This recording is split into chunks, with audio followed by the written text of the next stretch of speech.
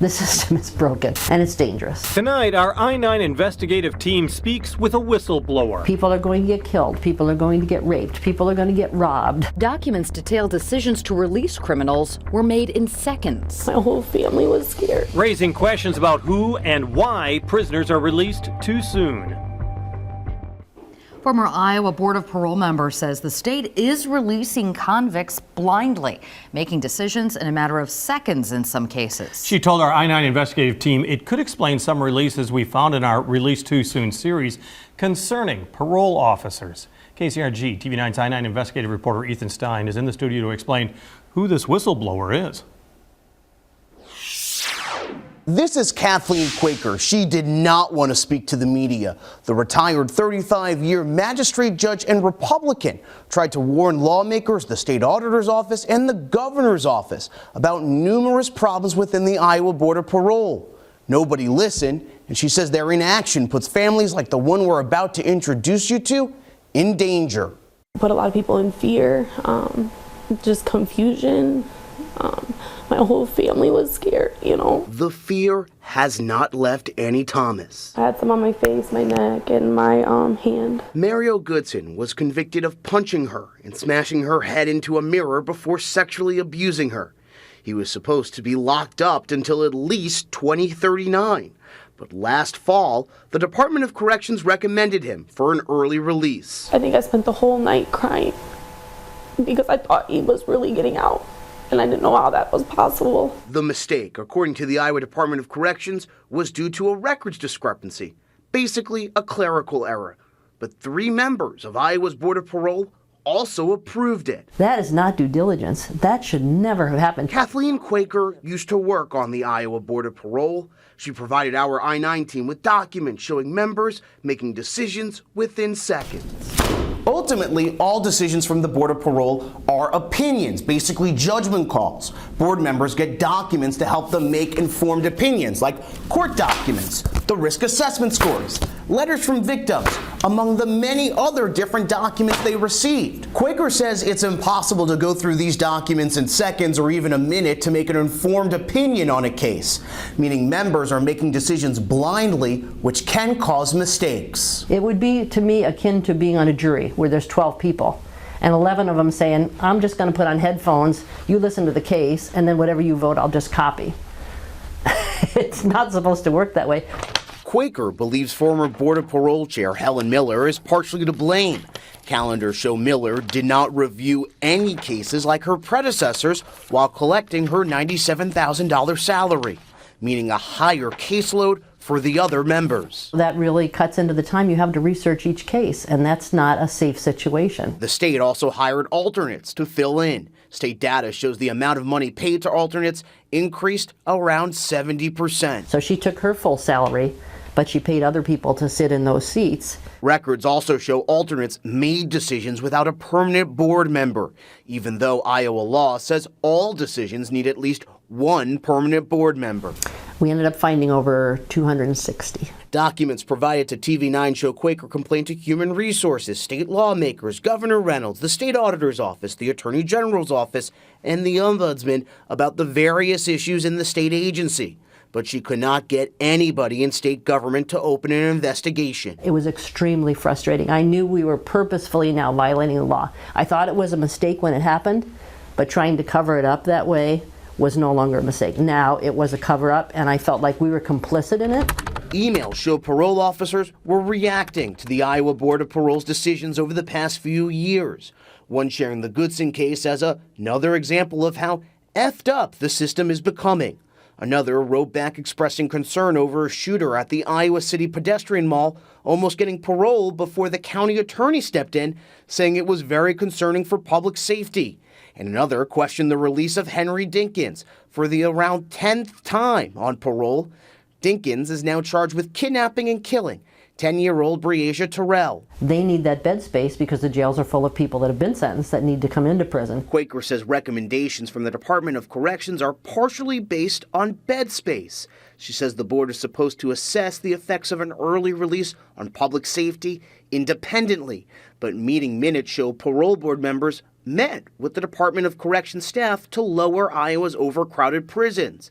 The Department of Corrections also handed board members paperwork to consider the cost to the state in deciding whether to release someone on parole. You can't bring more people in unless you send somebody out. Factors Annie Thomas says should never matter. I am doing this for anybody else this could impact and affect, because this can't happen.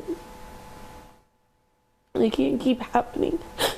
Quaker is now suing the state. She says she lost her spot on the board when she tried to point out problems. We brought these allegations and documents to the Iowa Department of Corrections, the Iowa Board of Parole, and the governor's office. We did not get an on-camera interview, but we did get a written statement from the Iowa Board of Parole saying it does not comment on pending litigation.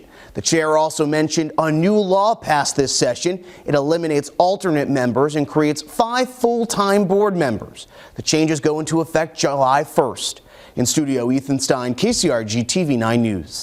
And tonight, our I-9 investigative team wants you to know about Jackson Williams. His mom describes him as a goofy kid who always made other people happy. Williams died in a car crash last year. He was 18 years old, and his mom blames the state for his death, specifically how officials reacted when an inmate released early commits a new crime. Our I-9 team found parole officers don't take away their early release status when new charges are filed. I-9 investigative reporter Ethan Stein joins us with another release too soon story with deadly consequences. After being convicted for kidnapping and burglary, Curtis Williams was released early. Records show he broke the conditions of his release multiple times, but was never sent back to prison. Now he's charged with killing Jackson Williams, and a mom is filled with grief. Always making people laugh. Katie Johnson's pain never left. There's like no other way to describe it. It's like I literally... The feeling is still raw. like literally felt just the life being sucked out of me when those words were said. Her Decorah home has turned into a memorial for her 18-year-old son. That's all I have left is just his pictures. It's hard to walk around the house and have all of his things and pictures everywhere and not have him. Jackson died in 2022 after a car crash. Prosecutors say the driver was driving at more than twice the legal limit while leading police on a chase going over 105 miles per hour before his car rolled over several times. The driver, Curtis Williams, is Jackson's dad. I literally fell to my floor and screamed and hyperventilated and couldn't breathe, and like my whole entire soul left my body. About 2 months before the crash, records show Curtis Williams was arrested for driving over the legal limit. Documents show he is not allowed to consume alcohol as a condition of his early release. 10 days before the crash, his parole officer says he walked off the job and was seen on video damaging equipment. Documents show that was another rule broken. And days after the crash killing Jackson, Williams was seen at a bar intoxicated and removed from the premises. That's when the parole officer filed to remove his early release status. Jackson's mom says this timeline is frustrating. My son should still be here. I get to deal with this pain for the rest of my life. He doesn't get to live the rest of his life. His friends get to go on without him. The 1st Judicial District oversaw Williams' parole. Its director didn't respond to our I-9 investigative team's multiple requests for comment. We analyzed years of data showing why somebody was locked up again. It shows officials are most likely to wait until somebody is convicted again, meaning just getting arrested for a new crime or violating a condition isn't enough for somebody to lose their early release. The reason? Iowa Code only requires officials to cancel parole if somebody is convicted of a serious crime. Everything else is a judgment call. Sometimes people violate those conditions multiple times and face no consequences. Take Bryant Wallace. After a sex-related crime, he violated conditions of his early release 46 times before an official filed paperwork to send him back to jail. He was released on bond, then charged with assault and robbery. Then, after being released on bond again, violated his early release conditions again before being arrested for his alleged role in a drive-by shooting. The 6th Judicial District oversaw Wallace's early release. It says there is no number of violations that will result in a recommendation to revoke, and it considers both the volume and severity of the violations accrued. This is Nothing ruined is bringing back Katie Johnson's son. so many lives and took my son's life, so And as she remembers Jackson, there's not a day that goes by. she hopes no other family will become surrounded in grief. Parole and probation officers don't revoke somebody's early release alone. They file a petition with a court where a judge makes a decision. This is one of many stories we've published into the Board of Parole in our Release Too Soon series. Those stories include a mistake allowing a sex offender to receive parole around 17 years before he was eligible for release. A former board member told our I-9 investigative team about hundreds of illegal decisions. She also claims members made decisions without reading cases. We've also found emails showing parole officers concerned about decisions from the Iowa Board of Parole. One of those cases was allowing a man to get paroled for the around 10th time. You can find these stories on our YouTube page and online at KCRG.com. In studio, Ethan Stein, KCRG TV 9 News. Corrections officials are expressing increasing concerns about whom the Iowa Board of Parole is letting out of prison. That includes one man paroled about 10 times who is now accused of kidnapping and killing a 10-year-old girl. KCRG TV 9's Ethan Stein is here with that story as part of our ongoing series, Released Too Soon. Ethan? Beth, Jim, Henry Dinkins is accused of kidnapping and killing 10-year-old Breasia Terrell in July 2020. He had been released from prison early on parole several times, including just months before the murder. And then there's this man, Jovan Ellis Jr., who was convicted of robbing a Kennedy High School student at gunpoint, his second such crime. He also received parole, and months later, police arrested him for a nearly identical crime. It's an example of several cases where we found where correction officials and crime victims are questioning how these criminals get released from prison on parole. This one was my favorite. I love the dresses. Each photo is a reminder to Lauren Stengel. I loved art classes. They were always my favorite. Her high school is home to mostly happy memories, but she remembers the parking lot for a different reason. I remember pretty much everything that happened that day. On that day, Jovan Ellis Jr. robbed her at gunpoint. Video captured Ellis shove Stengel into her vehicle and take her cell phone. Ellis was on pretrial release for a similar robbery at the time. Stengel says the attack put her in therapy and left her with panic attacks. I became, and still kind of am, kind of obsessed with making sure all the doors are locked. Ellis was sentenced to 15 years. A judge denied to lower the sentence twice, but the Iowa Board of Parole granted him parole around 2 years later.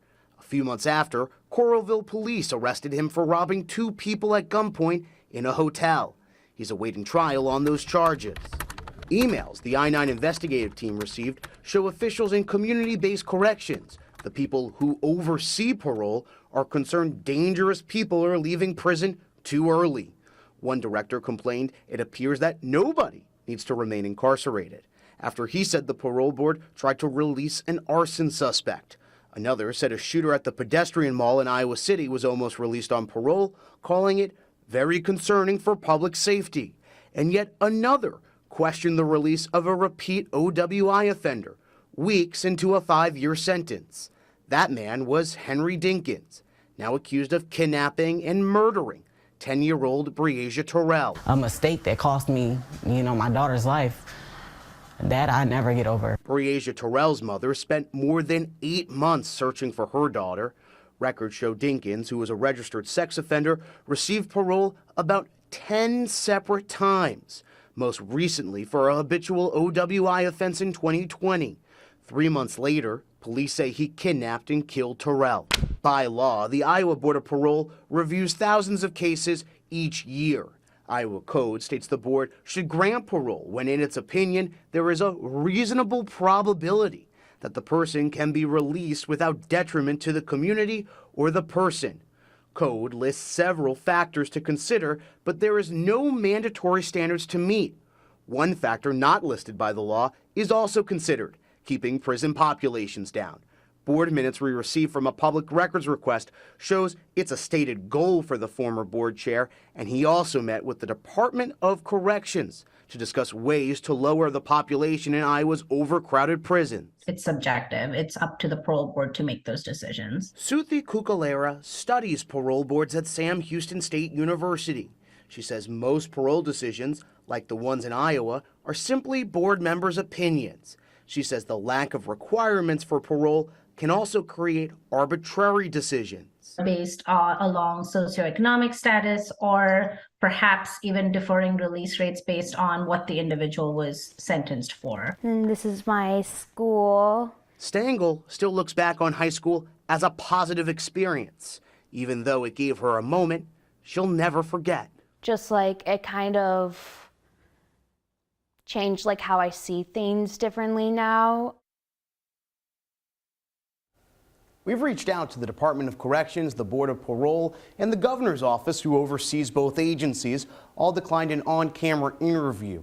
In a statement to TV9, the Board of Parole Chair, Nick Davis, said the board makes the best decision it can with the information available to it. We are always devastated to learn when someone who has been released commits a horrific offense. He went on to say, we very much regret that there will be cases that are misjudged, and we are constantly working to improve our process and procedures. One factor the Department of Corrections and the Board of Parole look at is an inmate's risk evaluation score. Iowa Code specifically states those scores are a public record, but when we asked for those scores, the Governor's Office denied that request, claiming it is exempt under a separate law regarding department evaluations. In studio, Ethan Stein, KCRG TV9 News.